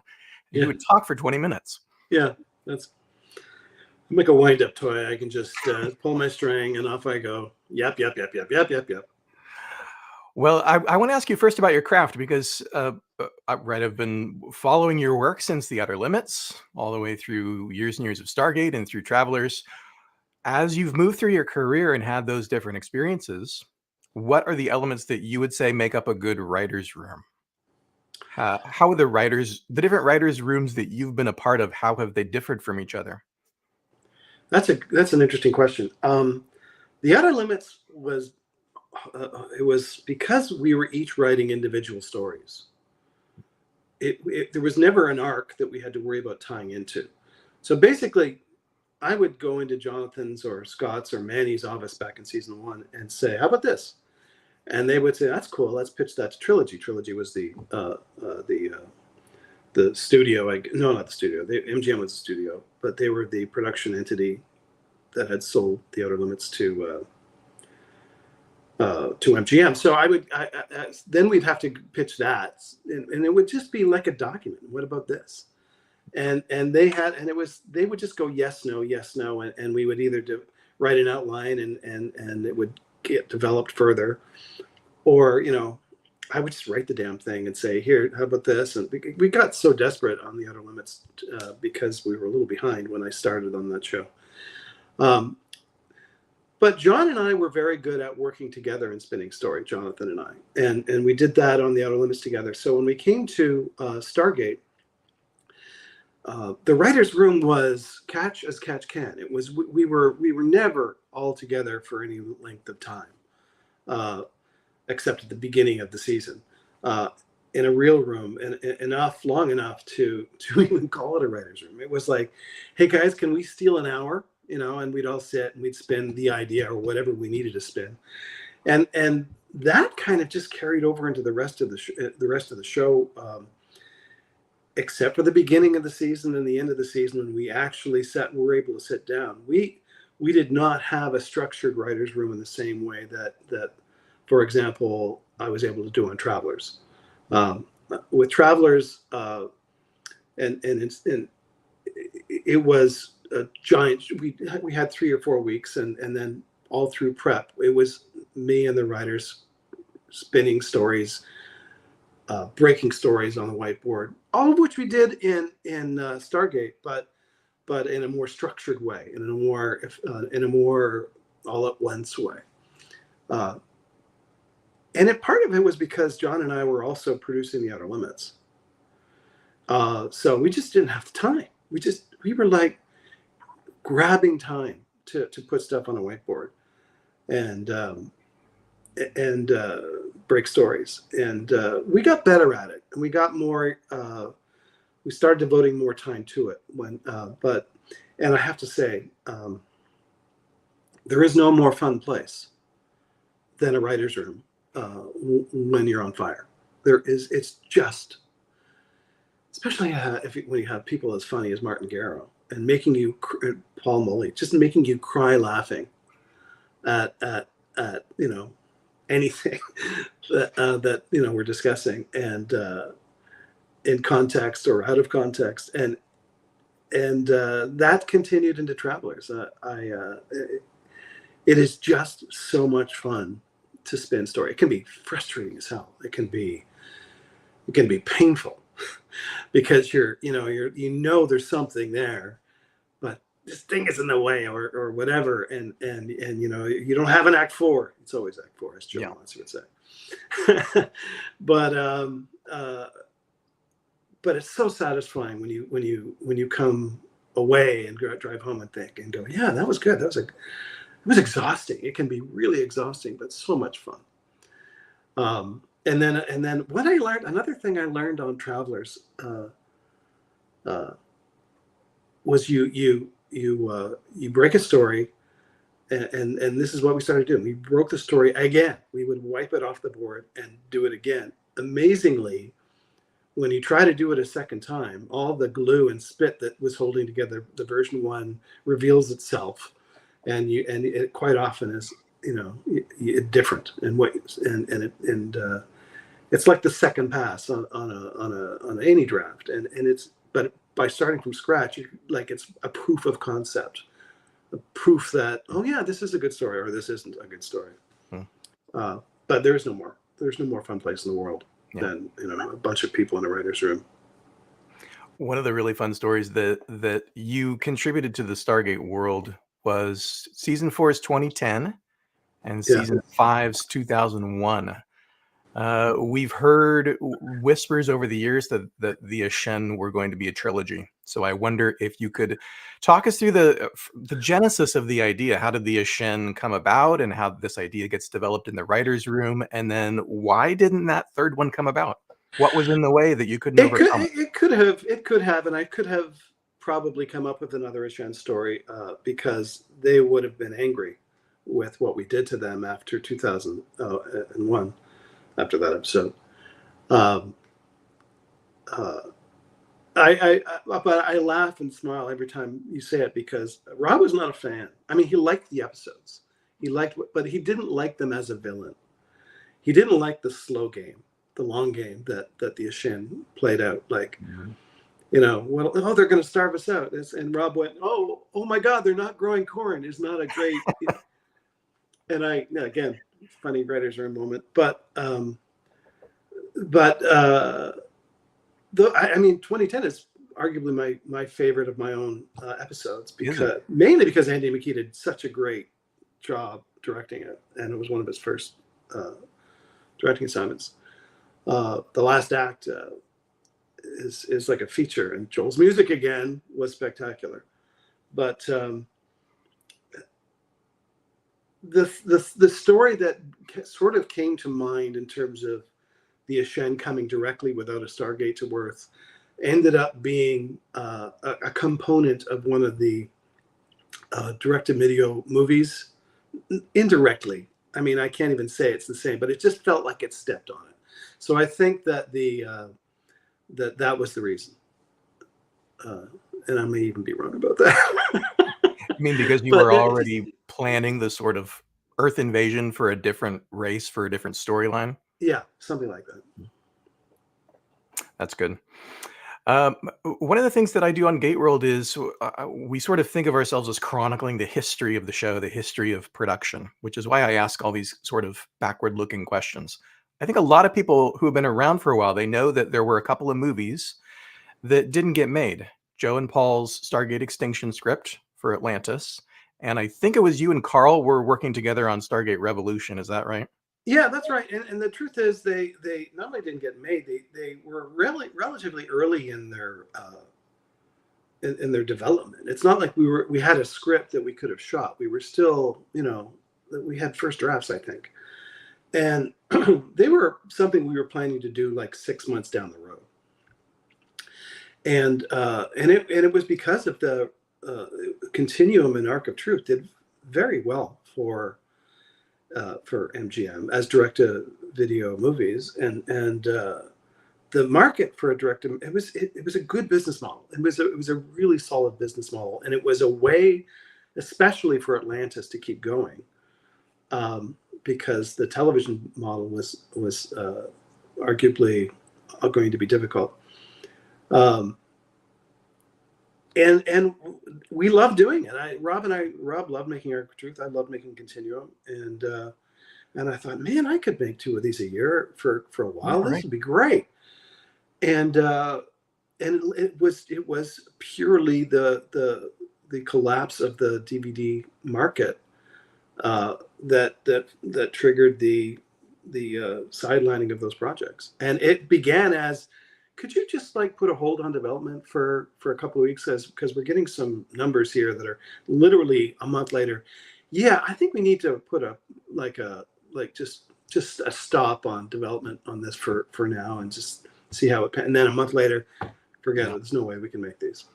Well, and Continuum was one of the last movies MGM released direct to DVD that made money. Yeah. What I really want to ask about is the movie that didn't get as far, and most people probably don't know about, which is the one that you mentioned earlier in the live stream, a sort of combo team up of characters from all 3 shows to give some kind of conclusion to Destiny's story. How far did that get into development, and what can you share with us about what it was going to be? I just started typing, Darren. I asked my boss at MGM, who was a huge Stargate fan and was kind of mortified by the fact that all of this was happening. And I said, look, we have many millions of dollars worth of sets here that are going to have to get packed up and basically discarded. And if I can get a script in your hands quickly enough, I bet I can get the cast of SGU and bring aboard enough cast members from the other show that I could at least give us a 2-hour movie to wrap it up, or a 90-minute movie to wrap up SGU and finish the story that we were trying to tell. And I pitched him the rough idea I had for it, and it was rough. I mean, I was typing as fast as I could. And my process is not like I didn't whiteboard it. I just had this sort of structure in my head and concept of the characters from the other series that I was going to bring in, and I started writing it, started laying it out, and it started with McKay, and it began a recognition that Destiny was in trouble, and I don't want to go into the plot details, but the at the end of the day, before I really got into any, like 2 weeks into the process, I found out it's not going to happen. Yeah. And even as we were going through it, it was, could you do it for this number? Could you do it for this number? And then it got to the point where, look, I've already taken my own producing fee out of the budget, but I can't take visual effects out of the budget. You do it with hand puppets. We can't. There comes a time where the desire to finish something doesn't line up with the financial resources to do it, and that was where it was already heading when I found out they're not interested. The new regime was just not remotely interested. Mm. Yeah, that's my memory. Is that it was 2011, I think, by my reporting. Yeah. So this would have been after the bankruptcy, after there was a new set of people inside MGM. Yes, it was. I was writing, but we had left the sets up out of the hope that we Right. could do that, and we funded it with. I can't remember how we funded it. We had an underage that season, and the truth is, it probably cost MGM a few bucks for that show of good faith and the hope that we could keep the flame alive, if you will. And that was sad because I was trying really hard. I mean, I just, I had been spoiled for so many years, Darren, of them saying, well, come up with another one. Well, come up with another one. Mm-hmm. And to have something that was not only out of my control, but out of the control of the executives at MGM I was working with. A structured bankruptcy means everybody goes home and a new regime comes in and takes over. Yeah. And the new regime was not interested. Yeah. Well, we're on our 1 minute countdown. There's Lawrence. Let me ask you one last question. Kind of Sure. Looking forward, right? We've been pushing hard for a lot of years for your involvement in the next project, and if not your involvement, then the universe that you helped to build to continue on with that continuity. You've always said in interviews like here at the Companion and on your Reddit AMA that you think one of the core ideas about Stargate is that it's us. That these characters are relatable or they're contemporary. So Jerem FG on GateWorld asks, do you believe that here and now is still the secret ingredient to GateWorld's future success, even under this new paradigm of binge watching, serialization, streaming series? And then I'll just add to that by asking, in your mind, in new creative hands, is there room for something like a Stargate The Next Generation that's actually set a few decades in the future? The answer is absolutely yes, because frankly, one of the difficulties, and I say this as somebody who would probably benefit from a in-canon continuation. I get the rationale for a reset, but a Next Generation is sort of a happy medium because it is sort of a reset. It is enough in the future that the world is different. But another thing that happened in Stargate, and I know, Lawrence, you're probably, but if you're next, I can make you wait, right? I made you a promise at 89 minutes, and we are at 92. So okay, we'll go fast. We'll go fast. Okay. Darren, please answer. The thing that you can't do if you do a future Earth is walk around Earth the way it is right now. You have to be. Earth has advanced, and I say this. I had this conversation with my producing partner Carrie Mudd about another idea that we had, and I said it's so hard to do the future. You can't. If you do something set 80 years from now, what do the cars look like? What does Earth look like? What are the social norms? What are the politics? You can't. It's a whole other world building in addition to the sci-fi component, right? And everything has to be shot on sound stages. Yeah, pretty much. I mean, and honestly, Star Trek is doing a pretty good job of it, of modern Earth. They really are. But they have a lot of money. They have a lot of money.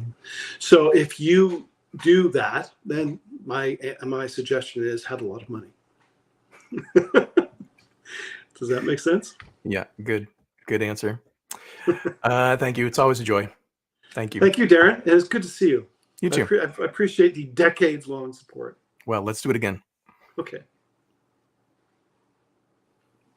Thanks, Brad.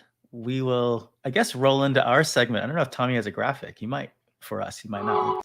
I bet he does.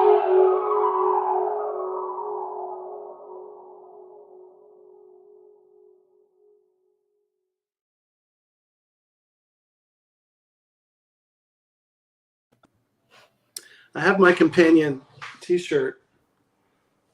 I love it. There. I have been thinking about making Companion merch for myself, and I just think that's kind of cheesy, isn't it? So Hey, I still have Stargate hats. I always grabbed a couple every year. Well, next time I next time, as in the first time, we actually meet in person, you know, we can wear buddy, you know, Stargate hats. Sure. together.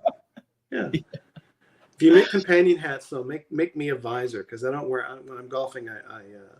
You know what? Actually, okay. So we have these community members that we call companion champions. You know, they help us out, they give us feedback, etc. And I recently saw this really awesome line of Adidas like golf shirts and stuff, and I thought, you know what? Both the men and the women would look so good in these, almost like these kind of elite uniforms. If they had these like Adidas, you know, kind of companion, kind of like almost like uniforms, I guess. So I'll send you one if we end up, you know, printing out that line. If you end up doing it, sure. Yeah. I mean, I think we will. Yeah. Not a triple extra large like the one you sent me last time. Just it wasn't me. That was I was just gonna go double large. No. No. We'll work out those details. Yeah. So I think one thing, I mean, you know this a lot about the companion, is that I don't think about it as really like me or just Tommy or even like you and Rebecca, et cetera. It's not just like kind of the people who kind of work on the project and work here, but it really is, you know, all of the members, and they feed in, and they vote, and, you know, they, you know, pick scenes for like Stargate AI and things like that. And so I wanted to actually give some time to one of our members that we absolutely love, and you might even recognize her. Her name is Mara, and she was at your master class in writing about a year ago. So Tommy, if you could bring up Mara to ask a question. Hi, Mara. I recognize you. Hi. It's nice to see you. You too. I had a question. If you had switched lives with one of your characters for a day, who would it be, and how do you think you would do at each other's jobs? At each other's jobs. That's so interesting. I would, you know, my instinct is, I don't know why I think of Rush. I guess because he was in charge, and I was in charge for a long time. and also because he would have no time at all for my job. He would be, come up with your silly stories, and I mean, my first instinct to that question too is Daniel, but I know only one language, and it's English, and I barely know that one. And I think Daniel would be very good at storytelling, because he would just borrow from the ancient histories of Earth and come up with some good old stories, I'm sure. Mara, I think you're also wearing a very special shirt that we were all a project of. You can, yeah. Do you remember that? The Stargate. Oh, that's McGillian. Yeah. The dog, yeah. The dog McGillian. That's right. That's hilarious. Yeah, that was funny. It freaked me out for just a second, but now I get there, then I remembered. That's great. Mara, thank you so much. Did I answer your question, Mara? Was it good? Yeah. Okay, good. Thank you. We love Mara. Mara's so great. Oh, I'm glad. I do remember her from the writers from the I kind of wish that was broadcast. There's like such good information there. I think a lot of people would really benefit. So, you know, we've been kind of writing about it and kind of sharing some of those lessons. I mean, you know, recently, well, you introduced us to Amanda, right? The first time we ever did an AMA, like 3 years ago. And obviously Amanda's been, you know, a really huge part of, you know, what we've been doing. We've been doing these events called Embracing Mental Health as a Fandom. We do some like charity work sometimes. I'm just kind of catching you up a little bit, I guess. And last weekend also, you'll know that we did Jewel State's AMA, and it was raising money for wildfire, you know, relief. And you asked a question there. All right. I remember that. Yeah. It was about last week, I cut all the checks to the charities, and really this summer, you know, we haven't really caught up since this summer, but I cut checks for $17,000, and it's members like Mara and, you know, Gemma and Vicky and all the other people that have come to these events or have supported or donated. It's like, I mean, genuinely, I was just thinking, this is like, Ed McMahon, big check. Yeah, money, you know? it is. I didn't know, yeah, when we're thinking about doing, maybe we'll raise $1,000 here or there, but like 17,000. That's a lot. That's a lot of money. Yeah, it's pretty incredible. That's fabulous. So, yeah. That's what community is, right? I mean, that's the difference between a bunch of people and community. And that's what you've managed to develop with the companion. It's correct. It's true. Oh, thanks, Brad. But yeah, I mean, it's also what you developed, right? You created this show, and yet we could talk about mental health. We could talk about wildfire relief and cooking, and really, it's the bond of Stargate. But we can just talk about all of these other subjects because we got something to fall back on that connects us. Yeah, that's the touchstone. That's the touchstone between us all. Yeah. Good. It's a classy thing. So we got another video question. Really, it's a video comment, I think, from maybe your biggest fan. And he had a few words for the celebration. Well, hello, Bradley. If you can guess who I am, then you're a step up on me. Here, let me help you. Yeah, it's me. It's Rick. Listen, what is it? Birthday? Some kind of celebration for you, buddy. You deserve it. What? No, I don't take direction well.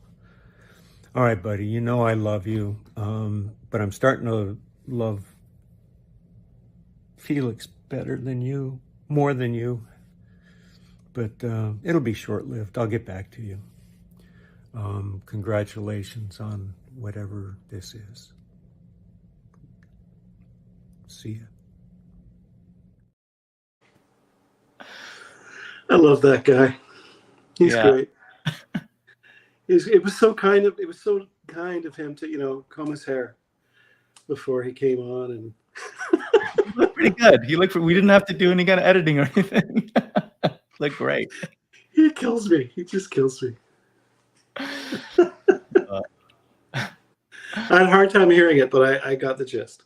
We'll send it to you. We'll send it to you afterwards. Okay, please do. Yeah.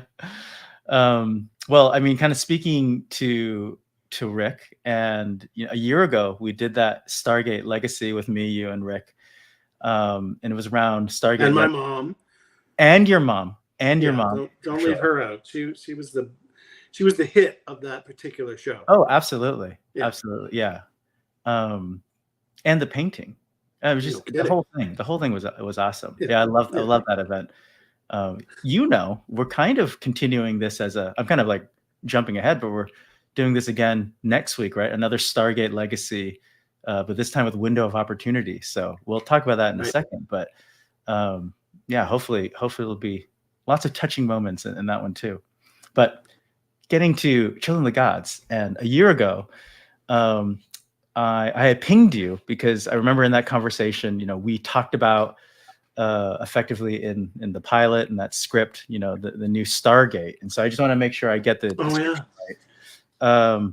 You kind of called it, right? It was like a gleaming metal Stargate, different than any we've ever seen before, and it is entirely of human design. And I think I remember you were describing it to Rick.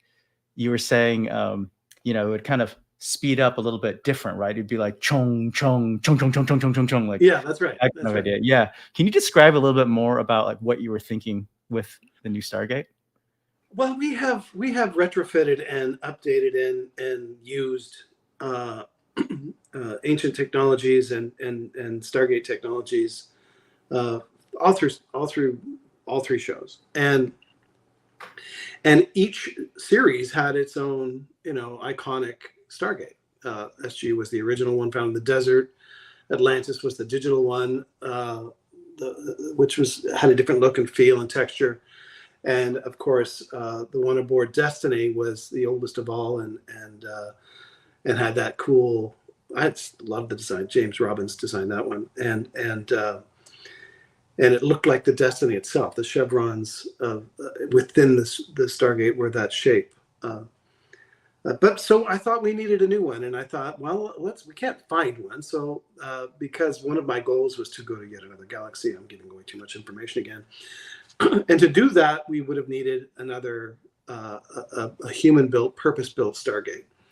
And I just thought it would be really cool, not to take work away from Gary Jones, but to not have to go Chevron 1 encoded at a snail's pace, but to just have the sequence initiate and to have the whole thing spin really like powerfully and then koosh. I thought that would be really cool. Well, we'll have to hit the button or something, right? Maybe they'll do it. Maybe they'll do something like it. I don't know. Who knows? And like, would you imagine it if it's going to be a human-made Stargate? Is it necessarily materials from Earth? Is it like other planets that we visited already? I would have to sit with our production designer before I started talking about that stuff. But I had this image of actual glass, like of actual parts of it being transparent and being able to see through components of it, and I just wanted it to look powerful and human built. I just wanted it to have those qualities. And Carter would have her hands all over it, right? It would have been her brainchild. That feels really, obviously, really modern, right? That kind of aesthetic. Yeah, it would look great. Really it would look great. today. Yeah. Don't make me cry, Lawrence. We'll cry together. We're gonna figure this out. So I had a question, kind of a little bit,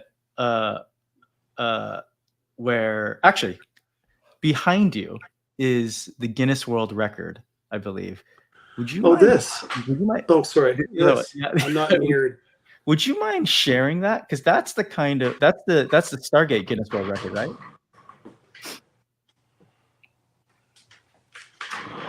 So this is the certificate, the actual certificate from the Guinness. I think that record has since been beat, but yeah. This is me. This is me. Oh yeah. Outside of a fighter jet that I actually got to fly, which is very cool. Incredible. And this is my photograph as a gift from Eric McCormack of me and my producing partner, Carrie Mudd, giving her feelings to that photograph. Yeah. These are some of my precious things in my office that I quite enjoy. Yeah, no, I mean, I knew the Guinness She's World going to give me shit for showing that.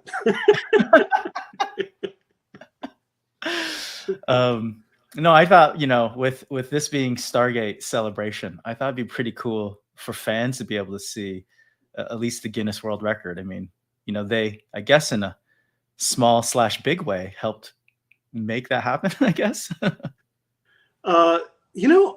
Thomasina Gibson basically said, I think you deserve a Guinness Book of Records thing. And I went, really? Do we qualify? And she said, yes. And she basically just called them and they went, yeah, absolutely. And so it happened. It was cool. It's Thomasina's work, really. Oh, very cool. All right. Well, I think our 10 minutes are up, Brad. Oh, so, really? As promised. Jeez, it seems like I've only been talking for a day and a half, Lawrence. Not to me. No. We're down. No, not to you. Not to you. Yeah, you need down water? To 11 viewers. There's only 11 people left. Oh no. We are maybe hitting, among them. Hi, Mom. Yeah, we're hitting record numbers actually. Okay. I think it's almost actually to the point of nearly 1,000. I think some people were tallying it up, over 800 people live. That's great. Yeah. Hey, everybody, follow me on X or Twitter or whatever it's called. Brad Travelers. Yeah. I want to see how many people follow me if I ask them to. Yeah. Do it. Yeah. Oh, one more thing. I was going to actually kind of update you on this and then kind of explain it. So I think it was 2 or 3 weeks ago, Lawrence Moroney and I, so for those of you who might not know, Lawrence Moroney actually built Stargate AI, one of the projects that we all worked on together, and obviously Brad helmed. So Oxford invited Oxford University invited Yeah, you me. told me about this. Yeah. Yeah. And then I completely forgot. I was even going to put you. Yeah, because it would have been great for you to be there. Oh well. Yeah. I was traveling. I was flying in the air all over the place at that time. Yeah. Now, Tommy and I went. So Tommy's one of the producers here with Lawrence. And, it was fun because obviously I'm very lucky. I went to Oxford and I've been in that building a million times and this kind of thing. And then it struck me, not only was it at the business school, later Lawrence gave a reference to the project in the Sheldonian.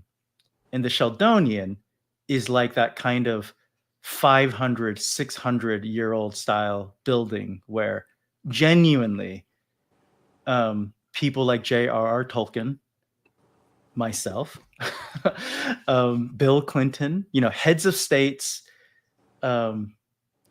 fantasy writers, people who discovered DNA, we all have to matriculate and graduate there. And it was like, it hit me, whoa, Stargate and Stargate AI is in the Sheldonian, and it's the oldest school in English speaking history, and I guess I want to ask you one final question in terms of Stargate and its legacy, and I guess being in Oxford, I don't know, do you have any thoughts on that? And let's just say I would not have been qualified to get into Oxford on any subject. I'm envious of the experience that you had going there, and the just in the oldness of the place, of the knowing the minds that have taught and have learned there. It's to have Stargate even discussed in that context seems kind of remarkable to me. There were a ton of fans. A ton of fans came back and said, "Oh my goodness, I didn't know Stargate AI existed. I love Stargate growing up. All of that. It was definitely like you would be at any convention or, just talking to fans. It was the same thing there. So that's cool. That's really cool. You got a lot of fans everywhere.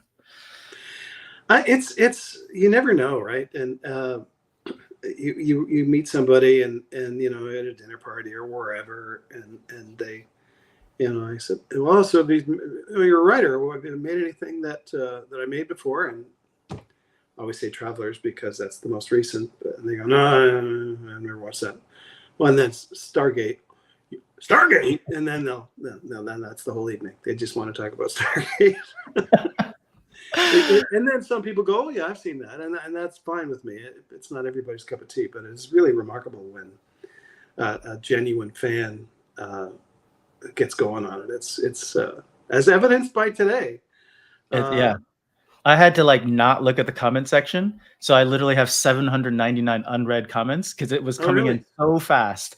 It was That's distracting me from hosting and doing timing and everything like that. So yeah, I'm glad it worked out, and I hope my iPad was a suitable replacement for good. Yeah. Well, we're gonna hopefully continue this conversation, and that's why we kind of try to keep our segment short. I think we've actually gone long now, so I've broken the trust of all the partners. But for everyone else who wants to see us and kind of Stargate legacy and Brad, talk about Stargate, continue next Saturday actually. We'll be talking about Window of Opportunity, Joseph Malazzi, Paul Mully. They'll all be back, so hopefully you and the writing crew will be able to reminisce and maybe shed some light on the episode. Cool. Yeah. And so just a kind of last note about the companion and everything else, we're trying to do events basically every 2 weeks. This has kind of been an unusual time where last week we had an event today and then next week. And so hopefully people like what we do and they kind of sign up to us if they haven't heard about us before. And we got a pretty cool offer going on right now. So hopefully we'll see more members too, Brad, at the next kind of live stream. It's pretty great. Companion's pretty great. There's a lot of stuff there. There's a lot of good resources, and I've written essays for you guys, and there's a podcast there. It's fun. It's great. I love it. Nice. All right. So we're gonna bring back in all of the other guests. I think some of them had to potentially jump off, but hopefully most of them will It was just Christina that That's did. Christina. Okay. Okay. She has mom duties, so Yeah, absolutely. yeah. So I wanted to just say a final thank you to Brad. Obviously, a final thank you to everyone else who has come and joined here. And I wanted to just give everyone kind of one final note. I'll start with everyone at, one at a time. And so Rebecca, I don't know if you want to start.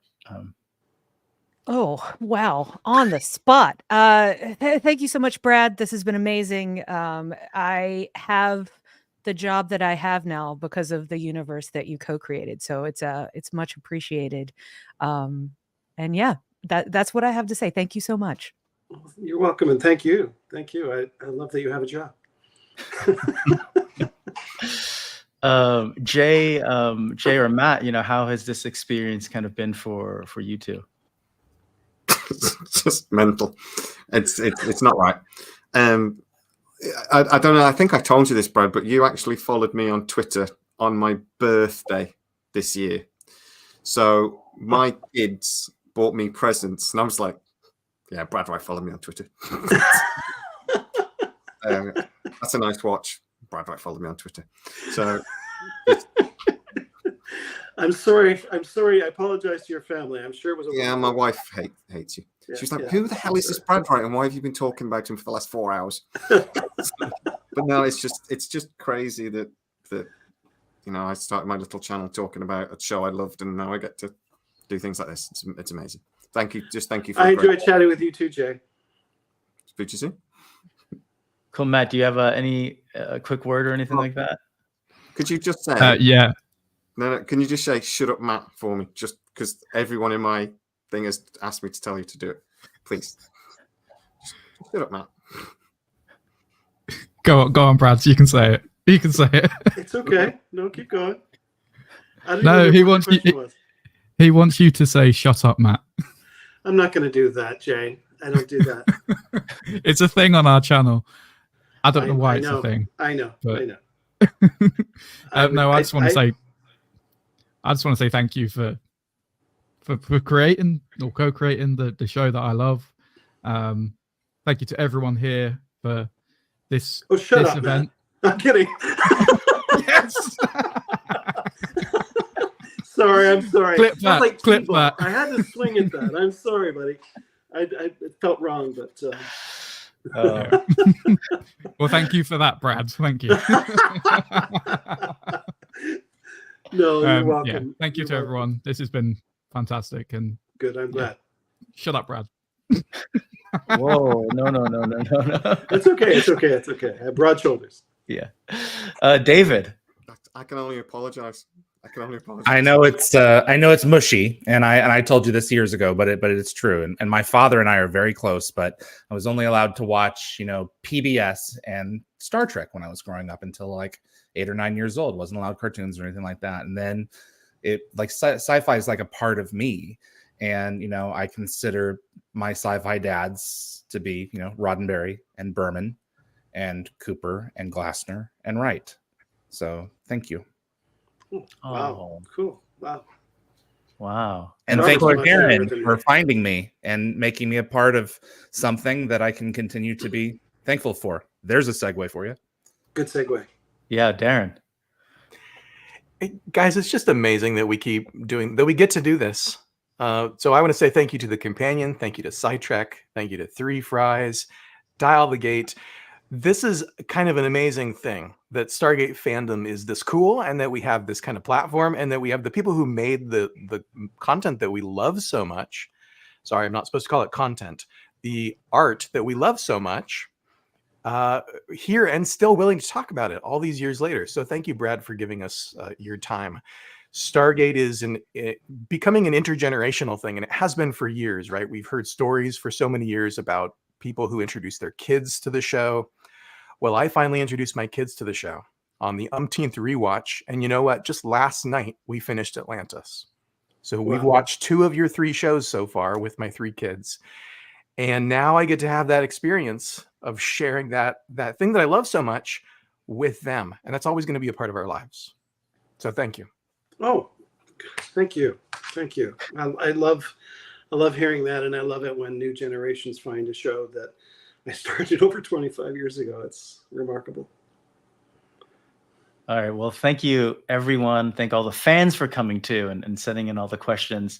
And like what Darren said, please follow GateWorld, Dial the Gate, SciTrek, 3 Fries Short.